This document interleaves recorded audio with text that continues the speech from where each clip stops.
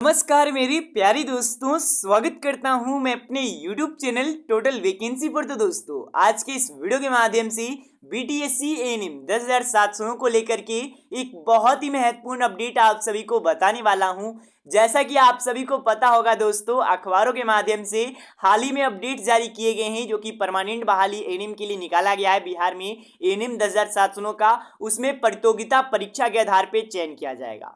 अब बहुत सारे लोग इसके अगेंस्ट में हैं, कई सारे लोग फेवर में हैं, उस पर चर्चाएं नहीं करने वाले हैं। बहुत सारे लोग इस खबर को सुनकर के बहुत सारे डाउट्स में आ चुके हैं। बहुत सारे लोग को ये सोच में है कि यहाँ पर आवेदन क्या फिर से लिया जाएगा, सिलेबस कब तक जारी हो सकता है, कौन से एएनएम को फायदा होगा घाटा होगा, वो भी यहाँ पर चर्चाएं करेंगे। क्योंकि इसमें भी बहुत सारे र्यूमर्स फैल रहे हैं, मतलब कि अफवाह फैल रहे हैं, तो उस पर भी चर्चाएं करेंगे। तो वीडियो के लास्ट तक बने रहिएगा। साथ में जो भी स्टूडेंट्स इस चैनल पर नए आए हो, अभी तक चैनल को सब्सक्राइब नहीं किया है, चैनल को सब्सक्राइब करके बेल नोटिफिकेशन ऑल सेट कर लीजिएगा। चलिए दोस्तों, जानकारी के ऊपर चलते हैं और आप सभी को डिटेल्स में जानकारी बताते हैं। प्यारे दोस्तों, बात करते हैं सबसे पहला अपडेट को लेकर के, क्योंकि बहुत सारे लोग के मन में ये लग रहा है कि यहाँ पर जो कि आप कह सकते हो कि आवेदन करने का जो प्रक्रिया है वो एक बार फिर से शुरुआत किया जाएगा। सबसे पहले दोस्तों, मैं आपको बताना चाहता हूँ ये रूमर आया कहाँ से है। तो यहाँ पर बहुत सारे लोगों का कहना है कि जैसा कि आप लोग देख रहे हो, जेई की बहाली जो कि BTSC के माध्यम से है, उसमें एग्जामिनेशन होंगे, लेकिन उसमें एक तरीके से आवेदन फिर से लिया जाएगा। अब उसी के आधार पे बहुत सारे लोग कह रहे हैं कि सर यहाँ पर आवेदन फिर से लिया जाएगा क्या।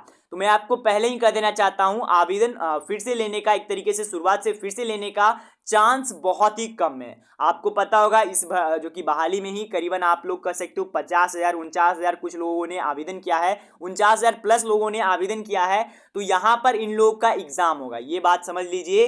तो ये बात एकदम एक तरीके से मन में हटा लीजिए कि आवेदन भी हो सकता है तो फिर से लिया जाएगा, ये चांस बहुत ही कम है। तो ये बात आप लोग समझ लीजिए। बहुत सारे लोगों का कहना है कि सर आवेदन फिर से लिए जाएंगे, क्योंकि इस नियमावली में ये बात किया गया है कि कोई भी बदलाव विज्ञापन जारी होने के बाद नहीं किया जा सकता है। तो मैं आपको एक चीज़ बता देना चाहता हूँ, ऐसी कोई बात नहीं की गई है। हालांकि ये बात लिखा गया है, थोड़ा सा आप लोग को समझने में दिक्कत हुआ है, वहाँ पर थोड़ा बदलाव किया गया जो कि आपको समझना होगा।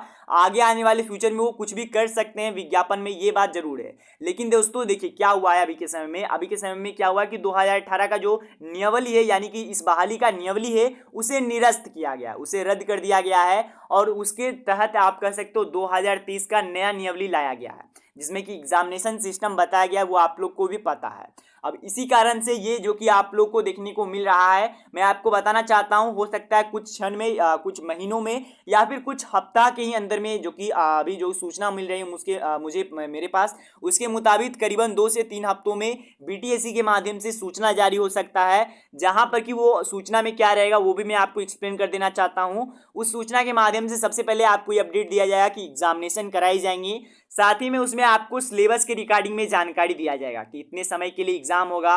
ये सभी चीज़ पर जो कि आप लोग को क्वेश्चन इतने नंबर के आएंगे, इस जो कि पैटर्न से इतने क्वेश्चन आएंगे, क्योंकि अभी तक कुछ भी रिवील नहीं किया गया, नियमावली जारी किया गया है। नियमावली में सिर्फ ये बताया गया कि एग्जामिनेशन होंगे। तो ये बात आपको क्लियर होना चाहिए कि आवेदन एक तरीके से चांस बहुत ही कम है फिर से आवेदन होने के। इसके बाद दोस्तों एक और जानकारी मैं आपको बताना चाहता हूं। बहुत सारे लोग का कहना है कि सर इन लोग को फायदा होगा, इन लोग को घाटा होगा। अब कौन लोग को फायदा होगा, कौन लोग को घाटा होगा, वो भी मैं आपको बता देना चाहता हूं। तो कई सारे लोग का कहना है कि जो भी स्टूडेंट्स यहाँ पर फ्रेशर वाले हैं, एक तरीके से शुरुआत में अभी कोर्स ही किए हैं और यहाँ पर इस भर्ती में आवेदन कर दिए थे, तो उन लोग के लिए फायदा होगा, क्योंकि वो अभी एक तरीके से पढ़ाई के स्टेज में थे और यहाँ पर अचानक से एग्जाम दिया जाएगा तो एग्जाम को क्रैक कर लेंगे। लेकिन जो संविदा पर कार्य कर रहे हैं, जो पुराने हैं, उन लोगों को यहां पर इसका एक तरीके से एडवांटेज नहीं मिलेगा। तो देखिए मैं आपको कहना चाहता हूं, एक तरीके से छोटा माना जाए तो छोटा सा एक एडवांटेज जरूर होगा, लेकिन मैं आपको पहले ही कह देना चाहता हूं, हो सकता है पैटर्न में क्या आ जाए वो आपको भी पता नहीं है। हो सकता है इसमें भी BTSC कुछ ना कुछ मंथन जरूर करेंगे। अब जरूरी नहीं कि आप कह सकते हो कि पूरा का पूरा क्वेश्चन एएनएम कोर्स से ही ले लेंगे और उसी के हिसाब से क्वेश्चन पूछेंगे, ऐसी जरूरी बात नहीं है। देखिए बहुत सारे एग्जामिनेशन होते हैं, CBT टेस्ट में भी देखा गया है कि टेक्निकल के क्वेश्चंस कम ही रहते हैं, जहां की मेनली आप लोग से मैथ और ये सभी चीज़ें के क्वेश्चंस रहते हैं, यानी कि क्वालिटी पर ज़्यादा ध्यान दिया जाएगा। ये बात को आप लोग समझ लीजिए। फ़ायदा ज़्यादातर एक तरीके से बोल सकते हो कि जो नए स्टूडेंट्स हैं उन लोगों को फ़ायदा होगा, और जो पुराने घर में बैठे हुए हैं उन लोगों को थोड़ा सा यहाँ पर दिक्कत का करना सामना करना पड़ेगा। इसके बाद दोस्तों यहाँ पर मैं एक चीज़ और यहाँ पर ऐड करना चाहता हूँ। बहुत सारे र्यूमर फैलते हैं कि संविदा के लिए कोई भी यहाँ पर प्रावधान नहीं है, संविदा के लिए बहुत ही दिक्कत होगा। तो मैं आपको पहले ही बता देना चाहता हूँ, नए नियमावली के तहत आप लोग को वेटेज पॉइंट मिलेगा ही मिलेगा, तो निश्चित रहिएगा। जैसा प्रावधान पहले है, 1 साल का 5 नंबर, 2 साल का 2 साल का 10 नंबर, इसी प्रकार से 5 साल का आपको 25 नंबर अधिकतम दिए जा सकते हैं, वो सिस्टम रहेगा ही रहेगा। ये बात आप लोग समझ लीजिए, क्योंकि परमानेंट बहाली में ऐसा सिस्टम करना अनिवार्य रहता है, क्योंकि जो संविदा पर काम करते हैं उन्हें भी परमानेंट होने का चांस मिलना चाहिए। तो यहाँ पर अब उनका ये कहना है कि 25 नंबर तो यहाँ पर आप लोग को मिल जाएंगे। मतलब अगर मान लीजिए अगर आपने 2 साल भी काम किए तो 10 नंबर एक्स्ट्रा मिलेंगे, जो कि एक अच्छा खासा नंबर होता है। अगर आप मानिए चलिए यहाँ पर कितना भी कम परसेंटेज लाइएगा, तो मुझे पता है 60% बहुत सारे लोग यहाँ पर लेकर के आ जाएंगे एग्जामिनेशन में। अब जो भी कट ऑफ आ जाएगा उसके ही आसपास आप लोग भी रहोगे, तो आपको अगर थोड़ा सा भी वेटेज पॉइंट मिलेगा तो आप लोग को भी यहाँ पर एक तरीके से आप लोग भी चयनित हो जाओगे।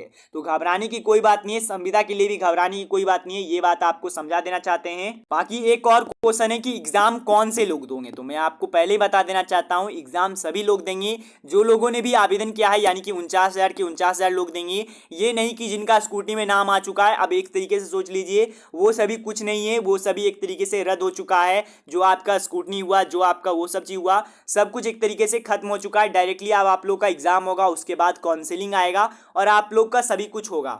अब जो सूचनाएं मिल रही हैं उसके मुताबिक यहाँ पर सभी कुछ प्रक्रिया में तेजी लाई जाएगी। जैसा अपडेट आ रहा है एग्जामिनेशन का भी प्रक्रिया, देखिए अब ये नहीं कहना चाहता हूँ कि सिलेबस जारी होगा तुरंत एग्जाम लिया जाएगा, आपको पढ़ने का भी समय दिया जाएगा। तो इस बात को ध्यान में रख करके आप लोग तैयारियां शुरू कर लीजिएगा दोस्तों। बाकी मैं एक और चीज आप लोग को यहाँ पर समझा देना चाहता हूँ, क्योंकि अभी के समय में इसे समझाना बहुत ही इंपॉर्टेंट है। बहुत सारे लोग इसे इग्नोर कर रहे हैं, लेकिन आप लोग एक बार इस बात को समझिएगा, क्योंकि ये अखबार के माध्यम से दिया गया है, यानी कि इंपॉर्टेंट जरूर होगा। आप सभी के लिए अखबार के माध्यम से दिया गया है, यानी कि आप सभी के हित के लिए सूचना दिया गया है।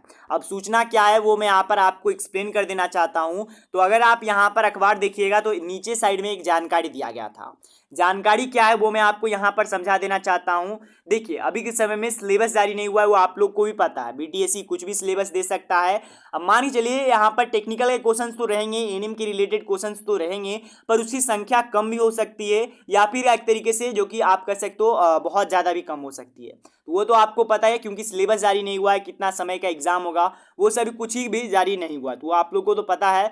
तो यहाँ पर मैं आपको सबसे पहले समझाना चाहता हूँ प्रश्न पत्र जो कि अखबार के माध्यम से अपडेट दिया गया है, वो मैं आपको समझाना चाहता हूँ। प्रश्न पत्र का पैटर्न तैयार नहीं किया गया है और एएनएम की नियुक्ति को लेकर के पुस्तकें बाजार में बांट दी गई है। यहाँ पर सिर्फ पुस्तकें नहीं, बहुत सारी और भी चीज़ यहाँ पर मार्केट में आ चुके हैं, वो आप लोग को भी पता है। स्वास्थ्य विभाग और बीटीएससी यानी कि बिहार तकनीकी सेवा आयोग अभी तक एएनएम की नियुक्ति के लिए प्रश्न पत्रों की तैयारी में जुटा हुआ है। इधर कारोबारियों ने एएनएम नियुक्ति को लेकर के आयोजित होने वाले प्रतियोगिता परीक्षा में यहाँ पर संबंधित पुस्तकों को भी बाजार में लेकर आ चुके हैं, और उसी को लेकर के कहना है कि अब इससे फायदा होगा या नुकसान होगा वो कहना मुश्किल है। एक तरीके से अखबार के माध्यम से भी ये बताया जा रहा है कि ये उतना बेहतर नहीं होगा, क्योंकि जब तक सिलेबस जारी नहीं होता है तब तक कोई भी चीज़ कंफर्मेशन नहीं होता है। बाकी आप लोग का क्या कहना है, लगभग मैंने सभी डाउट्स आप सभी को क्लियर किए होंगे कि एग्ज़ाम होगा, एग्ज़ाम किस प्रकार से होगा, लगभग मैंने आपको सभी बताया। साथ में क्या आवेदन फिर से होंगे, ये सभी आप लोग को जानकारी दिया। तो निश्चित रहेगा चैनल को सब्सक्राइब कर दीजिएगा।